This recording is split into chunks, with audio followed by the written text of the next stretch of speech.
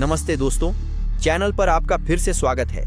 आज मैं आपको एक ऐसी कहानी सुनाऊंगा जो मानव स्वभाव की गहराई में उतरती है, प्यार करने की अनंत क्षमता और नष्ट करने की भयानक क्षमता। यह एक बुजुर्ग दंपति की सच्ची कहानी है, जिन्हें तब प्यार मिला जब उन्हें इसकी सबसे कम उम्मीद थी, और एक युवक की जिसे राष्ट्रीय नायक माना जाता था, पर जो एक छोटे से अमेरिकी शहर का सबसे क्रूर हत्यारा बन गया। हमारी कहानी डेविस, कैलिफोर्निया में कुछ सचमुच सुंदर से शुरू होती है। 87 साल के ओलिवर टॉम जूनियर, जिन्हें प्यार से चिप के नाम से जाना जाता था, और 76 साल की क्लाउडिया मॉपिन, ये वे दो लोग थे। वे तब मिले जब वे 60 साल से अधिक के हो चुके थे और उन्होंने पाया कि सच्चे प्यार की कोई उम्र नहीं होती। चिप एक असाधारण व्यक्ति थे।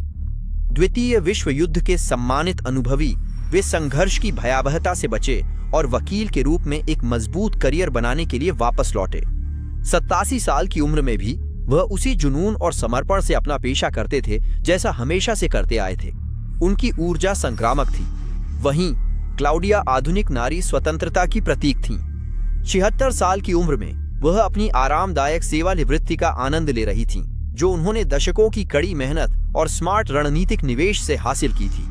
अपनी पीढ़ी के कई लोगों के विपरीत वह सरकारी लाभों पर निर्भर नहीं थीं। उनकी वित्तीय सुरक्षा उनकी अपनी मेहनत का फल थी। वे दोनों मिलकर डेविस के सचमुच सबसे प्रिय और प्रशंसित जोड़ा बन गए थे। वे स्थानीय बार और रेस्टोरेंट में अक्सर नजर आते थे, हमेशा हंसी मजाक करते और कीमती यादें बनाते हुए।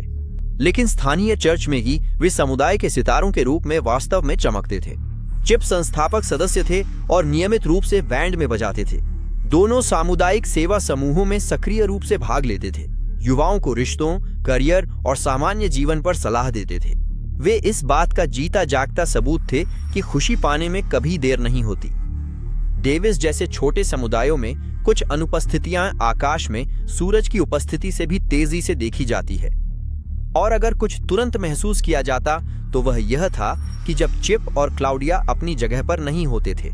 14 अप्रैल 2013 की सुबह एक चिंताजनक सन्नाटा पूरे धार्मिक समुदाय में फैल गया। चिप न तो लैंडलाइन पर और न ही अपने सेल फोन पर कॉल का जवाब दे रहे थे, जो उस व्यक्ति के लिए बिल्कुल असामान्य था, जो रोजाना दर्जनों लोगों से लगातार संपर्क में रहता था।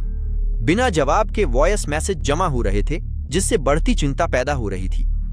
चिंता उस समय बहुत बढ़ गई जब चिप चर्च बैंड के निर्धारित अभ्यास के लिए अनुपस्थित रहे, जिससे सभी हैरान रह गए।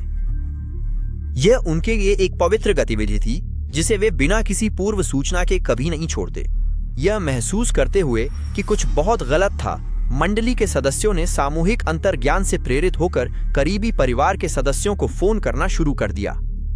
क्लाउडिया के एक बेटे ने, जो पास ही रहता था, उसने स्वयं जाकर बुजुर्ग दंपति की खैरियत की जांच करने का निर्णय लिया। जब वह देर शाम को अपने परिवार के घर पहुंचा तो उसे वहां एक अजीब सी खामोशी महसूस हुई।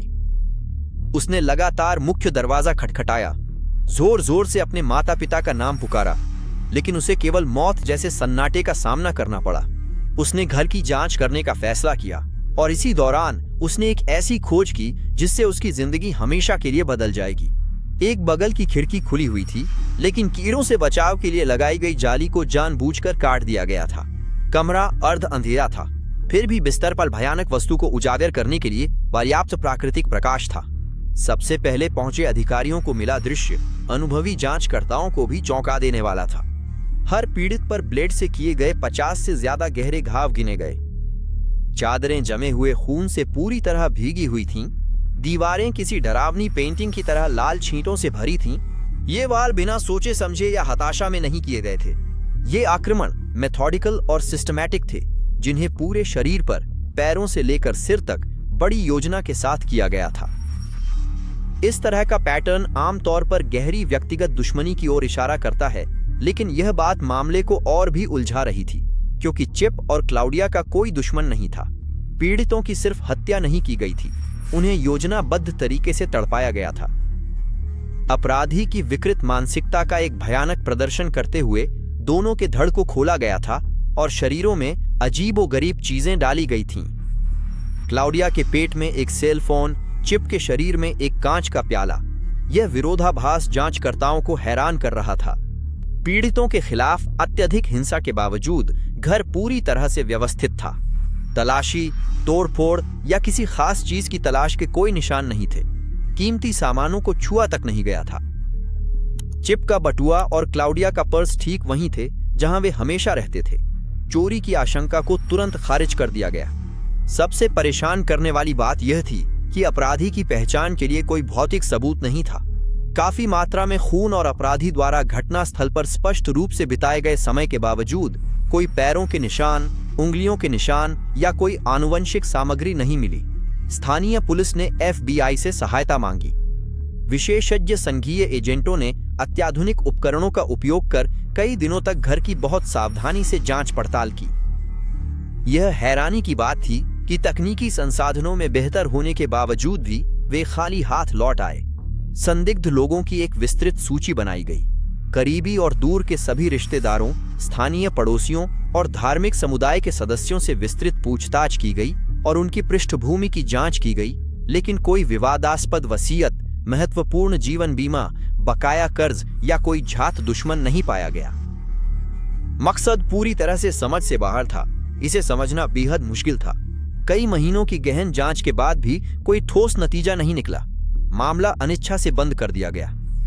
यह एहसास कि एक शिकारी उनके बीच आजाद घूम रहा है, डेविस के पूरे समुदाय को परेशान कर रहा था।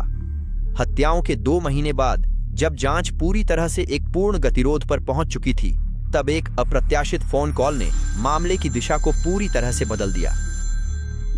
यह कॉल डेविस हाई स्कूल के एक युवा छात्र की ओर से आई थी, जिसने पूरी तरह से गुमनाम रहने का अनुरोध किया, लेकिन उसके पास अपराधों के बारे में बहुत विस्तृत जानकारी थी। घबराए मुखबिर ने बताया कि एक सहपाठी ने स्कूल कैफेटेरिया में बातचीत के दौरान हत्याओं के बारे में विस्तार से शेखी बघारी थी और की गई हिंसा के हर पहलू का सैडिस्टिक आनंद के साथ वर्णन किया था। उसने जिसका नाम बताया वह 16 साल का डैनियल मार्श था, जिसे समुदाय जानता था, लेकिन उसके अपराध रहित होने के कारण डैनियल का कोई आपराधिक रिकॉर्ड नहीं था। असल में वह इलाके में एक सच्चा अमेरिकी हीरो माने जाने के लिए मशहूर था। 2008 में जब वह सिर्फ 10 साल का था, उसने असाधारण वीरता का एक काम किया था। अपने पिता के साथ एक यात्रा के दौरान गाड़ी चलाते समय उस आदमी को अचानक दिल का दौरा पड़ा। डैनियल ने गाड़ी का कंट्रोल संभाला, उसे सुरक्षित रूप से सड़क के किनारे लगाया, अपने बेहोश पिता को कार से बाहर खींचा और 30 सेकंड तक कार्डियोपल्मोनरी रिससिटेशन करके उनकी जान बचाई। इस बहादुरी के काम ने डैनियल को रेड क्रॉस का एक मेडल और नेशनल हीरो का खिताब दिलवाया। यह विरोधाभास बहुत ही चौंकाने वाला था। वही लड़का जिसने बहादुरी से अपने ही पिता का जीवन बचाया था, अब वह डेविस के इतिहास का सबसे क्रूर हत्यारा बन चुका था। एक जान बचाने के काम ने डैनियल के अंदर इसके विपरीत के प्रति एक रुग्ण जुनून पैदा कर दिया। माता पिता के दर्दनाक तलाक के साथ उसे ऐसे हिंसक विचार आए जिन्हें वह नियंत्रित या समझ नहीं सका। 11 साल की उम्र से ही उसने एक जटिल समस्या के लिए मनोवैज्ञानिक मदद लेना शुरू कर दिया। डिप्रेशन, एनोरेक्सिया, आत्महत्या और हत्या के विचार, साथ ही गुस्से पर काबू पाने में गंभीर कठिनाइयां। विडंबना यह थी कि जहां एक तरफ उसे हीरो होने के लिए शिक्षकों से तारीफें मिल रही थीं, वहीं दूसरी तरफ उसके सहपाठी उसे तंग करते थे और उसकी मानसिक समस्याओं का मजाक उड़ाते थे ताकि वे अपनी दर्दनाक सच्चाई से बच सकें। डैनियल शराब, ड्रग्स और ऑनलाइन हिंसा में डूब गया। वह घंटों इंटरनेट पर गोए वीडियो देखता, सीरियल किलर का अध्ययन करता, उनकी कहानियों के लिए नहीं बल्कि उनके तरीकों के लिए भी। सीरियल किलर्स के आम पैटर्न को अपनाते हुए उसने इंसानों को निशाना बनाने से पहले छोटे जानवरों पर हिंसा शुरू कर दी। उसने एक बिल्ली का गला घोंटकर मार डाला और पूछने पर कोई भी कारण नहीं बता सका। उसके रिश्ते धीरे धीरे अपमानजनक होते गए। जनवरी 2013 में हत्याओं से बस 3 महीने पहले डैनियल ने अपने स्कूल काउंसलर से एक चौंकाने वाला कबूलनामा किया। उसने अपने हिंसक आवेगों के खिलाफ अपनी लड़ाई छोड़ दी थी और अगले अवसर पर वह किसी को मार डालेगा। काउंसलर ने अधिकारियों से संपर्क किया, लेकिन दुख की बात है कि कोई असरदार कार्रवाई नहीं की गई। 14 अप्रैल की सुबह डैनियल 6 इंच के चाकू से लैस होकर निकला और सड़कों पर तब तक घूमता रहा जब तक उसे चिप और क्लाउडिया की खुली खिड़की नहीं मिल गई। उसने बालाक्लावा, सर्जिकल दस्ताने और जूतों के तलवों पर चिपकने वाला टेप लगाया ताकि कोई निशान न छूटे। कोई व्यक्तिगत मकसद नहीं था। यह चुनाव पूरी तरह से अचानक था, जो सिर्फ मौके पर आधारित था। खिड़की से घुसकर वह बिस्तर के पास खड़ा रहा, सो रहे दंपति को देखता रहा, तय कर रहा था कि उन्हें कैसे मारे। जब क्लॉडिया जगी और चिल्लाई तो उसने हमला कर दिया, जिसने जांचकर्ताओं को भी हैरान कर दिया। डेनियल को जून 2013 में गिरफ्तार किया गया। उसने जुर्म कबूल किया। 17 साल की उम्र में उस पर वयस्क के रूप में मुकदमा चला। दोहरी हत्या के लिए दोषी ठहराया गया। उसे 25 साल बाद पैरोल की संभावना के साथ आजीवन कारावास की सजा सुनाई गई। आज 28 साल की उम्र में वह कैलिफोर्निया के रिचर्ड जे डोनोवन सुधार सुविधा में सजा काट रहा है। वह 2038 में पैरोल के लिए योग्य होगा, लेकिन यह बहुत ही असंभावित है कि उसे समाज में लौटने के लिए सुरक्षित माना जाएगा। डेविस ने चिप और क्लाउडिया को उनके फैलाए गए असाधारण प्यार के लिए याद किया, न कि उनके मरने के तरीके के लिए। यह सिखाता है कि चेतावनी को नजरअंदाज करने से अपरिवर्तनीय त्रासदी होती है। अगर किसी के मन में हिंसक विचार आते हैं तो तुरंत पेशेवर मदद लें। क्या आपको यह कहानी पसंद आई? लाइक, सब्सक्राइब करें। मिलते हैं अगली वीडियो में।